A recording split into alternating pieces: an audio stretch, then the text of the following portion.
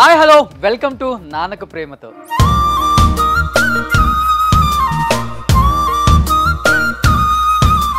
This show sponsored by Iceberg, Taste of Heaven, and India's first organic ice cream brand. And co-sponsored by My Doctor Pain Relief Products. గెలిచిన తర్వాత భుజం తట్టేవారు friends అయితే, గెలవక ముందే నువ్వు గెలుస్తావురా అని భుజం తట్టే ఏకైక వ్యక్తి నాన్న. అలాంటి నాన్నల గురించి చెప్పే ఫీల్ గుడ్ షో నానక ప్రేమతో. అండ్ ఈరోజు మన నానక ప్రేమతో షోకి ఒక స్పెషల్ గెస్ట్ వాళ్ళ పిల్లలతో రాబోతున్నారు అనమాట. Is none other than great actors స్నేహం శంకర్ గారు అండ్ కౌశిక్ గారు అండ్ బాలనిత్య. Please welcome.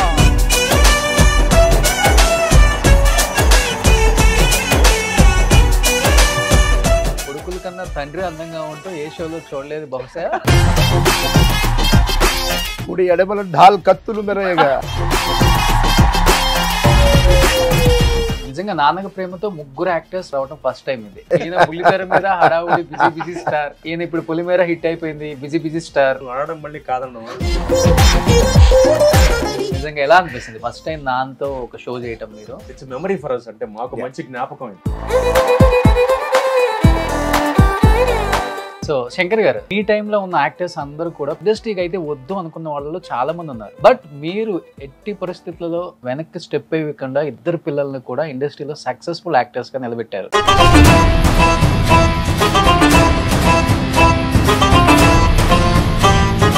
అండ్ ఇన్ని ఇయర్స్ గా సక్సెస్ఫుల్ గా ఉండటం పెద్ద విషయం. అది చూసినప్పుడు ఏమనిపిస్తుంది యాజ్ ఏ ఫాదర్ గా? ఫస్ట్ జనరల్ గా సినిమా ఇండస్ట్రీలో ఏ పేరెంట్స్ జనరల్ గా పిల్లల్ని వద్దంటారు. నేను ఎందుకు ప్రోత్సహించానంటే దానికి ఒక చిన్న పట్టికథ ఒకటి ఉంది. నేను కోట శ్రీనివాసరావు కలిసి ఒక 20 సంవత్సరాలు రవీంద్ర భారతిలో సాంఘిక, జానపద, పౌరాణిక, చారిత్రాత్మక బోల్డ్ నాటకాలు వేసేవాళ్ళం. వీడు ముఖ్యంగా 2 ఏళ్ల వయసు. ఆ నాటకం చూసి ఇంటికి వచ్చి ఆ డైలాగ్ చెప్పేవాడు. అప్పుడు నాకు అనిపించింది డెఫినెట్ గా దెర్ ఈస్ సమ్ స్పార్క్. నన్ను మొట్టమొదటిసారి డైరెక్ట్ చేసింది మా నాన్నగారి స్ఫూర్తి తీసుకుని నేను వాడిని ఇద్దరిని ఎంకరేజ్ చేయాలి, చదువుతో పాటు అది కూడా ఉంటుంది అని చెప్పి మొట్టమొదటిసారి శంకరాచార్యగా వీడితో మోనాక్షన్ చేయించా. అలాగే వీడిని కూడా 4 ఏళ్ల వయసులో వీడితోనూ శంకరాచార్య వేషం వేయించా. వీడికి ప్రైజ్ వచ్చింది. పెరిగిన తర్వాత చాలా తమాషాగా వీడికి ఆఫర్ వచ్చింది కిట్టుగాడి టీవీ సీరియల్. అసలు వీడు అనుకోలే, వీడిని ఫైనల్ గా సెలెక్ట్ చేసుకున్నారు. ఓకే. ఎప్పుడైతే వీడు దాంట్లో యాక్ట్ చేయడం మొదలెట్టాడో వీడికి బాగా పేరు వచ్చి నంది అవార్డు కూడా వచ్చింది.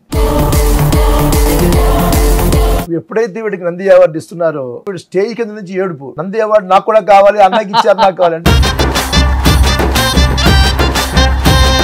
ఎప్పుడైతే వీడికి నంది అవార్డు వచ్చిందో ఎదురింటి మొగుడు పక్కింటి పెళ్ళం సినిమా కోసం అని చెప్పి ప్రొడ్యూసర్ గారు ప్రొడక్షన్ మేనేజర్ మా ఇంటికి వచ్చారు. మేము ఇలాగ సినిమా ఒకటి ప్లాన్ చేస్తున్నాం, మీ అబ్బాయి కావాలంటే. వీడిని ఆదివారం పొద్దున వచ్చారు 6ంటికి. వీళ్ళు లేపా, అరే కొంచెం పెద్ద అయిపోతాడండి, 8 ఏళ్ళు ఉంటున్నారు కదా, 9 ఏళ్ళు అంటే పెద్దవాడు అయిపోతాడు, మాకు ఇంకా స్కూల్కి వెళ్ళని కుర్రాడు కావాలండి అని వాళ్ళు వెళ్ళిపోతున్నారు. వాళ్ళు నేను ఒక్క నిమిషం అండి, ఇంకో కుర్రాడు కావాలంటే ఉన్నట్టుంటే నిద్రపోతున్నాడండి అని చెప్పా.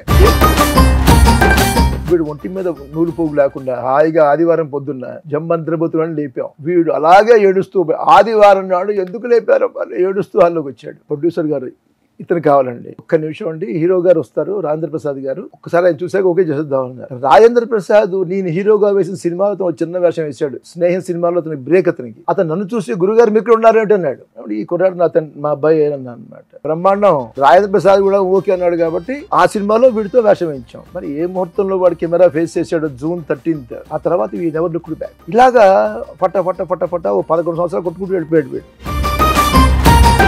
నాన్న ఇంత సపోర్ట్ చేశారు కదా ఆ జనరేషన్ లోనే, మీరు ఇప్పుడున్న జనరేషన్ లో మీ పిల్లలకి ఇంత సపోర్ట్ చేస్తున్నారా? డెఫినెట్ గా యాక్టర్స్ చేశారా? అంటే ఎంకరేజ్ చేసే ఉద్దేశం మాకు ఉంది. కానీ ఇవాళ కూడా మా అబ్బాయికి చెప్తా, ఇప్పుడు 10th మా అబ్బాయి, సో వాడు ఇంటర్మీడియట్ అయిపోయి డిగ్రీ అయిపోయి ఇండస్ట్రీకి వస్తానంటే వెల్కమ్. కానీ వాడేమో నేను స్పోర్ట్స్ లో ఉంటానన్న అంటున్నాడు. ఎలా అయితే మా నాన్నగారు మమ్మల్ని ఎంకరేజ్ చేశారు, సో వాడి పిల్లల్ని కానీ నేను మా అబ్బాయి ఒకటే.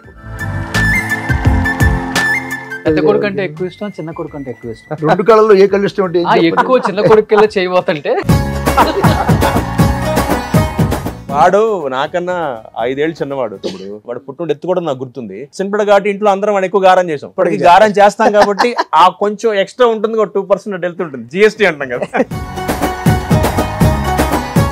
సింపుల్ గా చెప్పాలంటే వీడి క్యారెక్టరైజేషన్ ఏంటంటే, రేపు షూటింగ్ అంటే రేపు పొద్దున్న వేసుకునే సాక్స్, బెల్ట్, లాగు, చొక్కా దగ్గర నుంచి అన్ని కూడా ఇవాళ పొద్దున వాడు ఎడిగా పెట్టేసుకుంటాడు. వీటి ఎలా ఉంటుందంటే, నాన్న సాక్స్ ఎక్కువ, నాన్న సాక్స్ కావాలన్నా, సాక్స్ నా బెల్ట్ ఏది అన్న, అమ్మా అమ్మా ఆ చొక్కా ఏదమ్మా అంటే is more responsible. Same exactly is replica of my father. ఇప్పుడు చెప్పి ఎవరు డైరెక్టర్ ఇష్టం? వీడికి అదృష్టం ఏంటంటే హెల్పర్స్ ఉన్నారు, వాళ్ళు నేను హెల్ప్ చేస్తా, వాళ్ళ అమ్మ వాళ్ళ ఆవిడ. అమ్మ. అందుకే దేవుడు 2 పాపలను ఇచ్చారు, వాళ్ళని కూడా హెల్ప్ చేయించుకోవడానికి.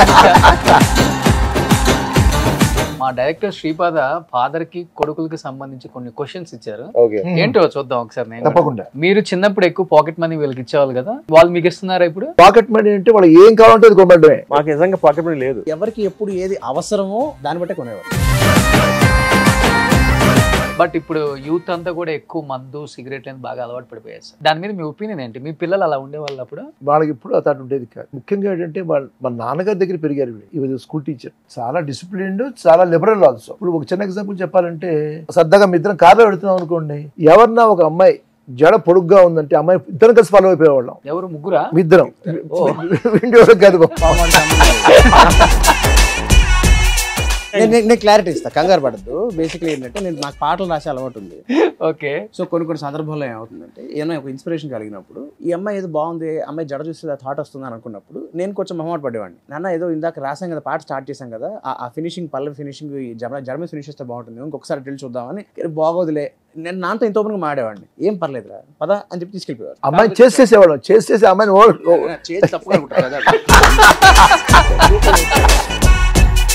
ఆయన నిజమే చెప్దాం అనుకుంటున్నారు. బట్ ఎప్పుడన్నా పిల్లల గురించి ఏడ్చిన సందర్భాలు ఉన్నాయా? నేను ఎప్పుడు సిచ్యువేషన్ రాలేదు. నా ఇంటర్మీడియట్ అయిపోయాక నాకు మెడిసిన్ సీట్ వచ్చింది. టీ-సెట్ రాసాను, 98 నాది, +2. మా అమ్మగారు రెడీగా ఉన్నారు ఇంట్లో. నేను సీట్ వచ్చేసింది, ఇంకా కౌన్సిలింగ్కి వెళ్ళాం, ఫీజు కట్టేసి వచ్చేస్తాను. ఇంటికి రాని మా అమ్మకి చెప్పా, అమ్మ నేను చేరలేదు. మా అమ్మగారు ఎంత బాధపడ్డారంటే, నాతో ఒక 2-3 వీక్స్ మాట్లాడలేదు.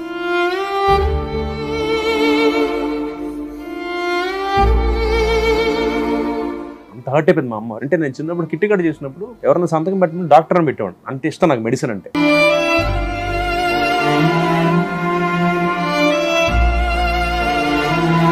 అంటే అప్పుడు కూడా మా నాన్నగారు నీ ఇష్టం రా అంటే, నాన్నే మీరు కింగ్ లాగా చూసింటారు, ఎంత కష్టపడ్డారో ఈ పొజిషన్ రావడానికి.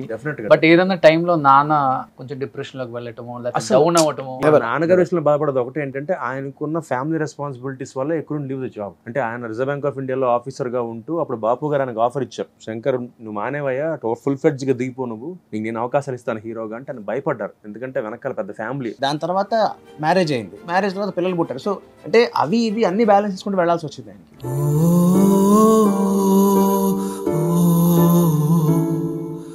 అలాగని ఆయన సర్వీస్ కంప్లీట్గా పూర్తి చేయాలి కంఫర్టబుల్గా. ఇప్పుడు నేను రిస్క్ తీసుకోవచ్చు అనుకున్న టైంలో, when he complete about 28 years of service reserve bank of ఇండియాలో, ఆయన సర్వీస్ పూర్తి అవ్వకుండానే వీఆర్ఎస్ తీసుకున్నారు, జస్ట్ బికాస్ ఆఫ్ బాపు గారు భాగవతం సీరియల్. దానికి ఏమైందంటే, మీరు ఇంకా దొంగనాటకాలు అడగండి. నాతో మా బాంబే ఫోన్ చేయించాడు ఆయన, డిప్యూటీ గవర్నర్ గారికి. ఆయన గోల మా డిప్యూటీ గవర్నర్ గారికి, మధ్యాహ్నం పోయింది రిజర్వ్ బ్యాంక్ లో ఇల్లు మధ్య మాట్లాడు సార్ అంటాడు. లేదండి మా పేరెంట్స్ చూసి మాట్లాడే మాంత్రం అని చెప్పి, ఆయనతో కూడా అబద్ధం చెప్పి మొత్తానికి వీఆర్ఎస్ తీసుకుని భాగవతం చేశారు.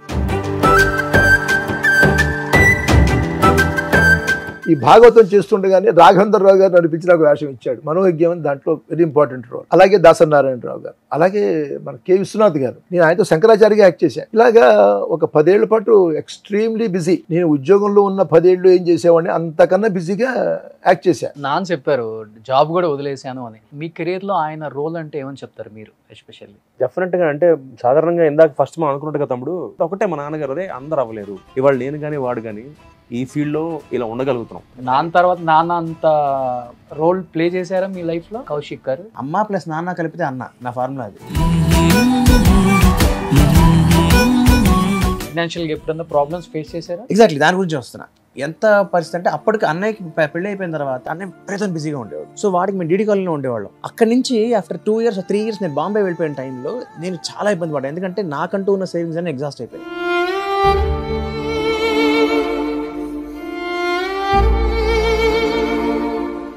అప్పటికి నాన్న ఆయన యాక్టింగ్ తగ్గింది, క్రాస్ 60. సో ఆబ్వియస్లీ ఏమవుతుంది, ఆయన వర్కింగ్ తగ్గుతుంది, ఆయన ఎర్నింగ్ తగ్గింది. తర్వాత అన్నయ్య was the only earning member. అలాంటి టైంలో వాడిల్లు చూసుకుంటూ ఇక్కడ ఇంటికి సపోర్ట్ చేస్తూ, నేను బాంబేలో ఉన్న టైంలో దేర్ వర్ డేస్ నా జేబులో 100 రూపాయలు నోటు నేను 3 రోజులు పెట్టుకుని బతికేవాడిని. మనం బాగున్నప్పుడు మనతో పార్టీకి వచ్చేవాళ్ళు కాదు మన అసలైన వాళ్ళు, మన ప్రాబ్లంలో మనతో ఉండేవాళ్ళు మన వాళ్ళు.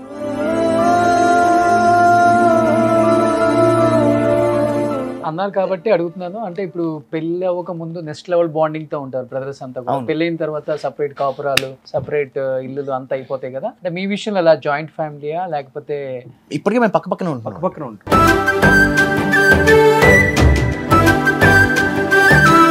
ఒకనొక టైంలో కౌశిక్ గారిని ఇష్టపడే చాలా మంది కూడా ఫీల్ అయ్యారు సార్, కౌశిక్ గారు అరెస్ట్ అయినప్పుడు.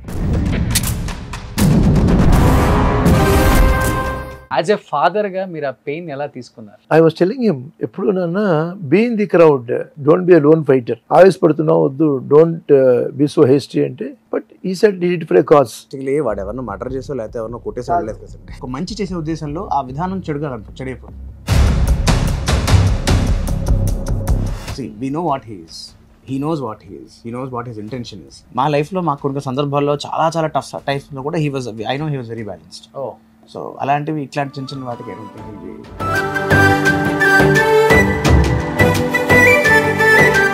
ఎన్ని ప్రపోజల్స్ వచ్చాయి అప్పుడు? మీకు ఇంత అందంగా ఉంటారు కదా. ఈ ప్రశ్న మా అమ్మగారిని అడగాలి. ఓకే, ఎందుకంటే చాలా వాళ్ళిద్దరు బావమరదలే. ఒక ఐస్ క్రీమ్ ఐస్ క్రీమ్ తింటారా మీరు? చాలా న్యాచురల్ ఐస్ క్రీమ్ అన్నమాట, ఐస్బర్గ్ అని చెప్పేసి. First organic ice cream in India. ఏ ఫాదర్స్ కి పిల్లలకి లేవా? ఐస్బర్గ్ ఆర్గానిక్ ఐస్ క్రీమ్ అనమాట. ఇండియాలోనే first time organic ice brand రావటం. సో టేస్ట్ ఎలా ఉంది సార్? చాలా బాగుంది. చాలా బాగుంది. మీలాగా చాలా తెల్లగా, మీలాగా చాలా చల్లగా, చూడటానికి చల్లగా, అందుకని వేడిగా మాట్లాడుకుందాం. ఎప్పుడన్నా మీ ఇద్దరికి గొడవలు వస్తుంటాయా? వస్తాయి. మేము దృష్టిలో ఏంటి, సీతమ్మ వాకిట్టే సినిమాల చెట్లో చిన్నోడు పెద్దోళ్ళ ఇంచుమించు ఏంట్రా తన్నావు? లవ్ మ్యారేజ్ ఇద్దరిది? అరేంజ్డ్. ఇద్దరిది. నాది ప్యూర్లీ అరేంజ్డ్, వాడిది కొంచెం ప్యూర్లీ అరేంజ్డ్. భారత్ మ్యాట్రిమోనీ, నేను ఎదురుకుండా మ్యాట్రిమోనీ. సార్, ఇప్పుడున్న జనరేషన్ పిల్లలకి ఏం చెప్తారు? ఎందుకంటే చాలా మంది అనాథాశ్రమంలో వదిలిపెడుతున్నారు పేరెంట్స్ ని. హస్బెండ్ వైఫ్ ఇద్దరు ఎంప్లాయీస్ ఇవ్వడంతో చైల్డ్ కేర్ తగ్గిపోతుంది. ఎప్పుడైనా లాలపోసావా, ఎప్పుడైనా పాలిచ్చావా అమ్మా అని. So the children are love star. అది వీడు ఎప్పుడు రిలైజ్ చేస్తారంటే they realise when it is too late. అయితే నా ఉద్దేశం ఏంటంటే కనీసం శనివారం ఆదివారం అయినా కూడా they should spend time children. ఎప్పుడైనా సిట్టింగ్ చేశారు ఇద్దరు కలిసి? ఇందాక చెప్పారు, పెద్దల ముందు కొంచెం మాట్లాడు. ఇప్పటికి మీరు చెప్పింది వింటారు? చెప్పింది వింటాం, ఏది కరెక్ట్ అనిపిస్తే అది చేస్తాం. అప్పుడప్పుడు మళ్ళీ యాక్టింగ్ చేసే అవకాశం ఉందా మీరు? మీ ఇద్దరం త్వరలో రాబోతున్నాం, నేను తమ్ముడు ఫస్ట్ టైం. సో దాంట్లో ఫాదర్ రోల్ ఇవ్వచ్చు కదా ఆయనకి. సో అంత డిసిప్లిన్ గా ఉన్నారు కాబట్టి ఇన్ని ఇయర్స్ అయినా కానీ చిన్న బ్లాక్ మార్క్ లేకుండా ఇండస్ట్రీలో ఉండటం చాలా great sir. And thank you so much నాన్నగ ప్రేమతో షోతో ఇద్దరు పిల్లలతో వచ్చినందుకు. మీ సుమన్ టీవీ యాజమాన్యానికి మీకు అందరికీ కూడా శతసహస్రాధిక ధన్యవాదాలు, కృతజ్ఞతలు. పాటలు పాడతారా? పాట కాదు కానీ 25 years మ్యారేజ్ యానివర్సరీకి ఒక కవిత రాశారు. సో ఈ సందర్భంగా అది ఒకసారి గుర్తు చేస్తాను. పిలిచినప్పుడు పలికారు వారు, తలచినప్పుడు తరలి వచ్చారు, ఓడినప్పుడు ఓదార్చారు, గెలిచినప్పుడు గర్వించారు, కష్టాలెన్నో సహించారు, మా ఇష్టాలకై శ్రమించారు, నష్టాలెన్నో భరించారు, మాకు స్పష్ట జీవనం నేర్పించారు, క్రమశిక్షణగా పెంచారు, శ్రీరామరక్షగా నిలిచారు. ఆ ఇరువురు ఎవరో కారు, మా అమ్మా నాన్నలు వారు, మా మదిలో కొలువుంటారు, ప్రతి జన్మలో కలిసి ఉంటారు. రాజు రాణి వారయ్యారు, రాజాబాబుని అందించారు, ఆది దంపతులు అంతటి వారు ఆదిత్యని వారు అందించారు. ఇక ఒకరితోటి ఇంకొకరు ఇలా చెప్పుకుంటారు. అమ్మ పేరు కళ్యాణి. డియర్ కళ్యాణి, నువ్వు ఈ ఇంటికి రాణి, వంటకి రారాణి, నా ప్రేమకి పారాణి, నువ్వు అడగాలే గాని అది ఏదైనా కాని, నేను తేనా అలివేణి. డియర్ కళ్యాణి, అప్పుడు ఇప్పుడు ఎప్పుడు నేను నిన్నే స్మరిస్తూ తరిస్తూ ఇదిగో ఇంకా భరిస్తూనే ఉన్నాను అంటాడు ఈయన.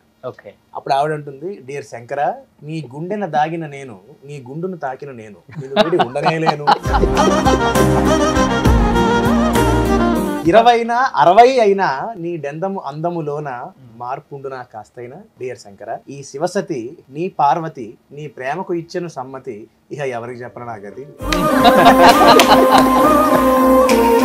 పాపం ఒక కళ్యాణి గారి గురించే రాశారు ఆయన. లేదు ఇద్దరు గురించి రాశాక ఫ్లాష్ బ్యాక్ లో ఎంతమంది కళ్యాణిలు ఉన్నారు అనుకుంటున్నారు? అప్పట్లో నాన్నగారు బాగా లక్కీగా అప్పుడు సోషల్ మీడియా లేదు తమ్ముడు. అవునా? ఉంటే ఆ కథే వేరు. ఇద్దరు కలిసి మిమ్మల్ని లాస్ట్ అండ్ ఫైనల్ గా చిన్న autograph sir please.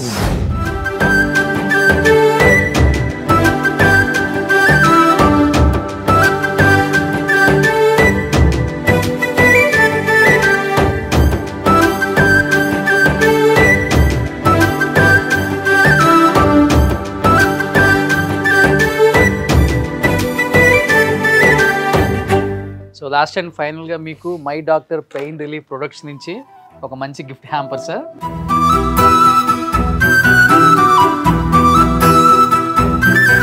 Thank you so much. Thank you తమ్ముడు.